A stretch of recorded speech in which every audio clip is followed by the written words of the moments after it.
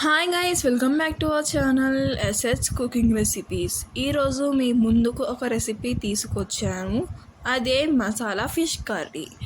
ఎంతో టేస్టీగా and easy వేలో తయారు చేసుకున్నాం. ఈ వీడియోలో చూపిస్తున్నట్టు చేస్తే చాలా బాగా వచ్చింది కర్రీ. యాజ్ ఇట్ ఈజ్ ఎలా ఉందో అలా వచ్చింది. దీనికోసం ఫిష్ కర్రీ తయారు చేసుకోవడానికి ముందు స్టవ్ ఆన్ చేసుకుని ఒక గిన్నె పెట్టుకొని దానిలో 1 టీ స్పూన్ ఆయిల్ వేసి సన్నగా తరిమి పెట్టుకున్న ఉల్లిపాయ ముక్కలు వేసి దానిలో ఒక పచ్చిమిరపకాయని 2 ముక్కలు కట్ చేసి వేసుకొని బాగా కలపాలి. ఇలా కలిపిన దాన్ని 3 నిమిషాల దాకా మగ్గనివ్వాలి. ఇంతలోపు మనం మసాలా తయారు చేసుకుందాం. దానికోసం మిక్సీ జార్లో 1 టీ స్పూన్ అల్లం వెల్లుల్లి పేస్ట్, కొన్ని కొబ్బరి ముక్కలు వేసుకుని 2 లవంగాలు, 2 టేబుల్ స్పూన్ నువ్వులు, 2 టేబుల్ స్పూన్ ధనియాల పౌడర్ వేసి దానిలో కొంచెం వాటర్ వేసుకుని ఇలా పేస్ట్ చేసుకోవాలి.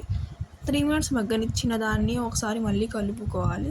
అందులో 2 టేబుల్ స్పూన్ కారం, టేస్ట్కి సరిపడినంత ఉప్పు, 1/2 టీ స్పూన్ పసుపు, ఇందాక మనం మసాలా తయారు చేసుకున్నది బౌల్లో ఇందులో వేసుకుని దాన్ని బాగా కలపాలి. ఈ వీడియోలో చూపిస్తున్నట్టు మనం 1/2 కేజీ చేపల్ని ఫ్రెష్గా కడిగి పక్కన పెట్టుకున్నాక ఇందులో వేసుకుని ఆ మసాలా అంతా దీనికి చేపల ముక్కలకి పట్టేటట్టు బాగా కలపాలి.